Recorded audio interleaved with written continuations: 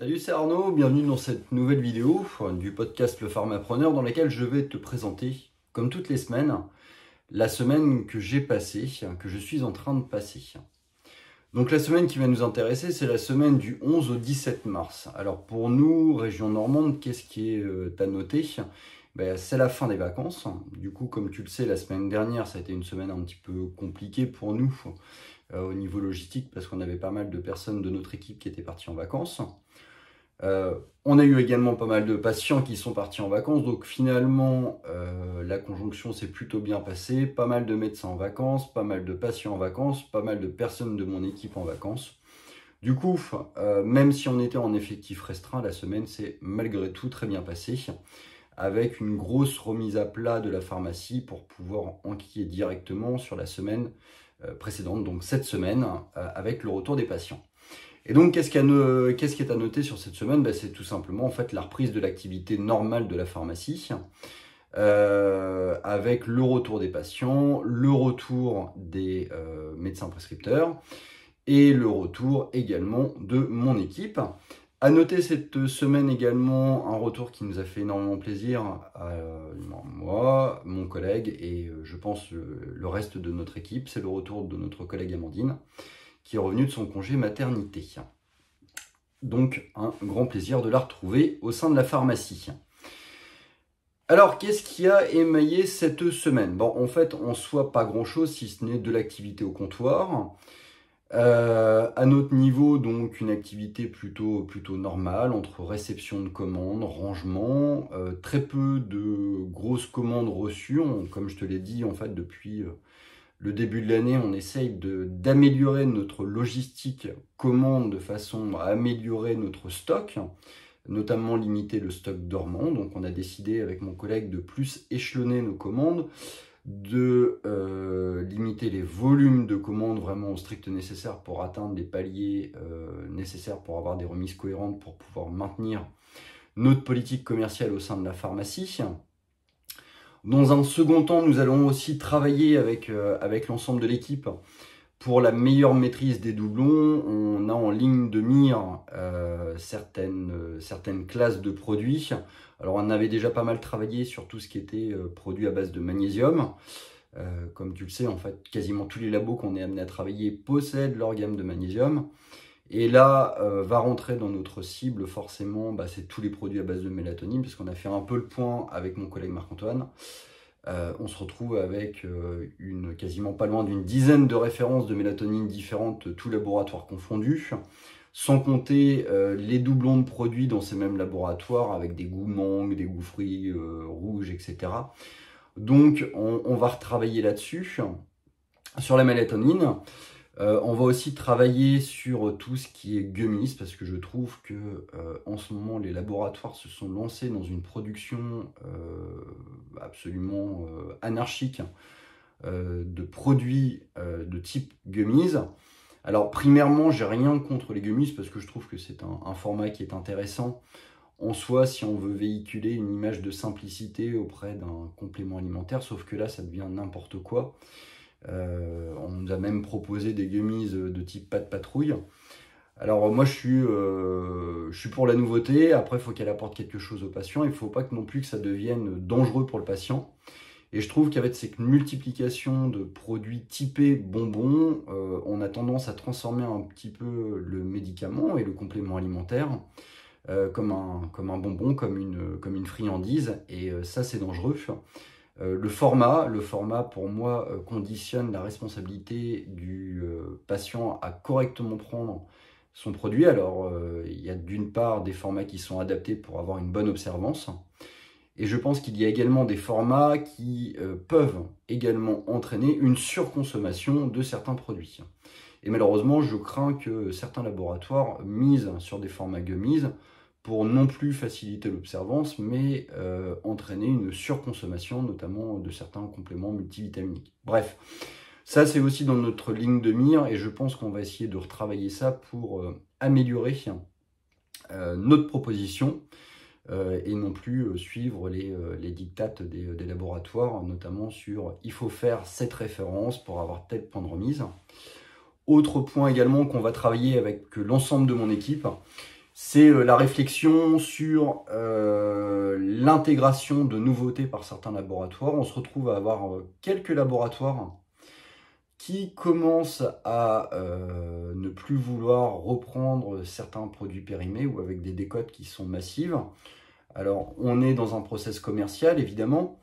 Donc moi, c'est ce que j'ai dit à l'ensemble de mon équipe, et on est plutôt cohérent avec Marc-Antoine là-dessus, c'est que un partenariat, ça fonctionne dans les deux sens. Si le commercial veut qu'on lui rentre ces nouveautés, qu'on essaye de les mettre en avant, alors déjà d'une, il faut que le laboratoire nous aide en nous formant dessus, en communiquant dessus. Et puis à côté de ça, si le produit fait un four, il faut que le laboratoire aussi joue le jeu. Et que quand on entend des commerciaux qui nous disent non, maintenant il n'y a plus de reprise de produits périmés, dans ces cas-là, en fait, les nouveautés, on va leur laisser assumer le risque de ça, c'est-à-dire qu'on va attendre d'avoir de la demande avant de rentrer des produits qui, en analysant un petit peu structurellement le produit, en fait, n'apportent pas forcément une grosse valeur ajoutée pour le conseil et pour le patient. Bref, on va restructurer ça, c'est-à-dire qu'en fait, il y a certains laboratoires qui, s'ils maintiennent leur politique de non-commerciabilité, on va dire, de non-partenariat, on va se contenter des star sellers, maximiser nos conditions de travail pour optimiser nos remises arrière dessus. Et puis leurs nouveautés, on attendra qu'elles soient vraiment ancrées dans l'univers de la marque avant de s'engager financièrement dessus.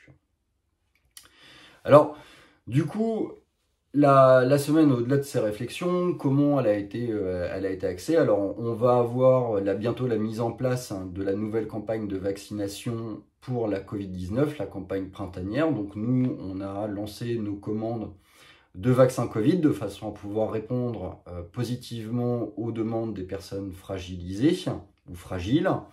On les a reçus, donc on est déjà parti. On a recommencé à bien réouvrir des créneaux de vaccination au sein du Doctolib. On a participé avec mon équipe à une petite formation sur Watt et une nouvelle mise en avant de la gamme Watt. Une de mes collègues a eu un rendez-vous avec le laboratoire Avent pour rentrer des produits. On a fait pas mal de rangements, de réorganisation. Là, on commence à sortir de l'hiver, donc on commence à repositionner, du moins à sortir certaines références de la gamme hiver, et on commence à réintroduire des produits plutôt typés printemps. On commence à avoir des manifestations allergiques avec certains arbres qui commencent à dégager du pollen. Donc là, on commence à réadapter un petit peu nos étagères de façon à ce que ce soit plus confortable pour le conseil. On commence à réfléchir également à notre organisation sur la stratégie printemps-été, avec notamment la mise en place des produits solaires. Voilà, donc assez classique au niveau de notre activité. Qu'est-ce qui a émaillé aussi notre semaine? C'est qu'on a, alors nous, comme tu le sais, on a un robot donc de la marque Mecafarm, et ça va faire quasiment 6 ans qu'il fonctionne. On a un ordinateur qui a commencé à donner des signes de faiblesse au niveau de la dalle lumineuse. Du coup, c'est des systèmes qui sont intégrés tout en un, unité centrale plus dalle lumineuse, donc il a fallu agir assez rapidement. On a donc téléphoné à Mecafarm mercredi pour avoir un remplacement assez rapide de cette unité centrale, parce que sans cette unité centrale, c'est extrêmement difficile de piloter notre robot. Je tiens à remercier d'ailleurs Mecafarm par le biais de cette vidéo pour leur réactivité et leur compréhension. Du coup, ils ont programmé, donc ça s'est géré au final à 17 h. Ils ont programmé l'envoi de la nouvelle unité centrale dès le soir même et programmé l'intervention du technicien le lendemain. Et effectivement, dès le jeudi, en fait, le technicien était là et avec le matériel nécessaire pour faire le remplacement par un nouveau PC, bien plus performant, bien plus rapide. Ce qui permet également d'accélérer finalement le rythme de rangement et d'analyse de la part de notre robot et de son PC sur le rangement des différents dispositifs.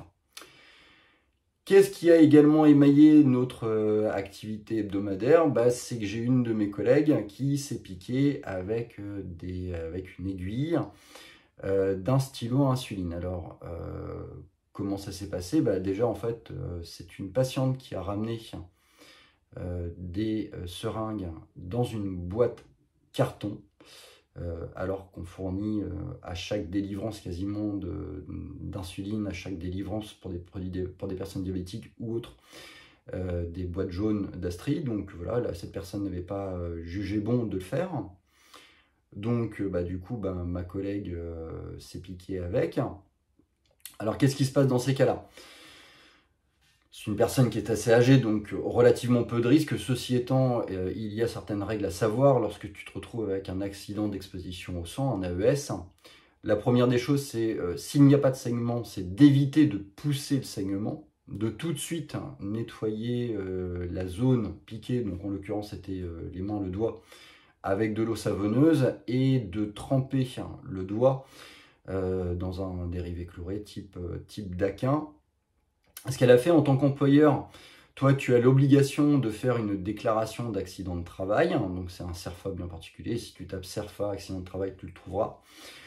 Qui te permettra donc de faire enregistrer cet accident auprès des caisses. Donc, ce CERFA, tu le remplis, tu le fais remplir par ton collègue qui s'est piqué, tu vas devoir remplir les circonstances, si jamais il y a eu une personne qui a été présente, qui a constaté l'accident de travail, etc. Moi, personnellement, j'en fais toujours un double que je transmets à ma collègue. Ensuite, ma collègue prend rendez-vous avec son médecin qui met en place un contrôle biologique maintenant, dans 3 semaines et également dans 6 mois pour s'assurer que tout est bon. Moi, pour ma part, en fin de journée, une fois la journée terminée, je me suis permis donc de regarder un petit peu l'historique de cette patiente. Donc, comme je te l'ai dit, c'est une personne de 72 ans avec un historique qui est relativement faible. Et je me suis permis également de téléphoner à cette personne pour lui faire la morale, tout simplement. Parce que, elle n'est pas responsable, cette personne, elle n'est pas responsable dans le sens où elle ne se rend pas compte de la gravité de son action. Lui rappeler que les boîtes de Dastri, c'est pas pour faire joli lorsqu'on les donne, c'est pour encadrer d'un maximum de sécurité la restitution de ce type de dispositif. De deux, que ma collègue va être amenée à faire des examens médicaux parce qu'elle n'a pas été suffisamment attentionnée dans la manière de redonner ses aiguilles. Bref, en fait, la mettre un petit peu face à ses responsabilités et lui faire comprendre que là, ça s'est passé dans un endroit de soi. Ça aurait pu se passer avec ses petits-enfants, ça aurait pu aussi se passer avec des personnes de sa famille ou des amis. Et que des aiguilles, des produits comme ça, en fait, ça doit être protégé, mis en sécurité, et que les boîtes d'Astri sont faites pour ça. Donc, une petite remontée de bretelles, histoire de lui faire comprendre la gravité de la chose. Voilà.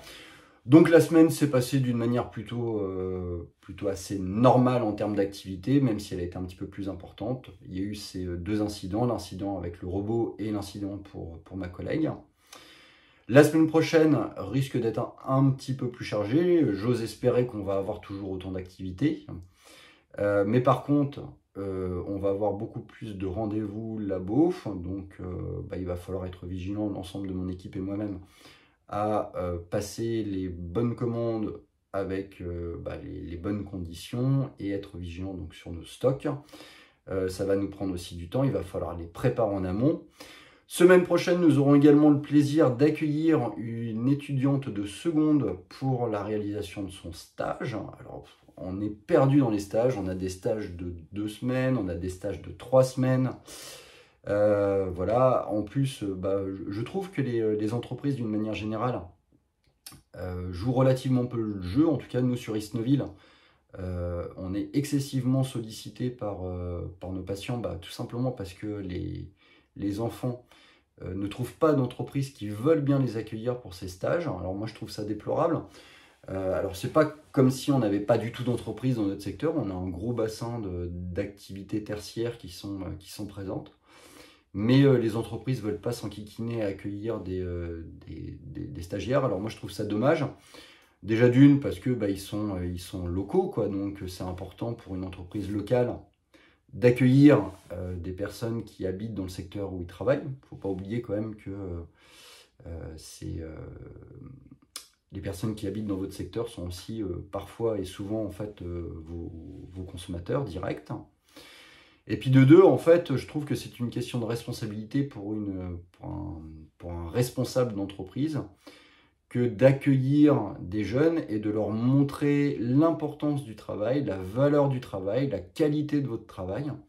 C'est ces futures générations-là qui vont, dans 5, 10 ans, être sur le marché du travail. Donc c'est leur première expérience, il faut leur donner envie, il faut leur montrer que c'est important, il faut leur montrer que c'est intéressant. Et c'est pas en n'acceptant pas de les prendre chez vous que vous donnez la meilleure image de ce que c'est que le milieu du travail. Voilà, bref, ça c'est mon petit coup de gueule parce que je trouve ça un petit peu dommage. Nous, on se retrouve à devoir naviguer entre 2 et 3 stagiaires au sein de notre structure qui reste malgré tout une PME, alors que j'ai des grands groupes à côté de chez nous comme AXA par exemple, qui ne veulent pas prendre de stagiaires et je trouve ça particulièrement dommage. Je te dis à très bientôt pour une prochaine vidéo. On se retrouve donc vendredi prochain pour la réalisation de la semaine du pharmacien pour la semaine qui se sera écoulée. À très bientôt.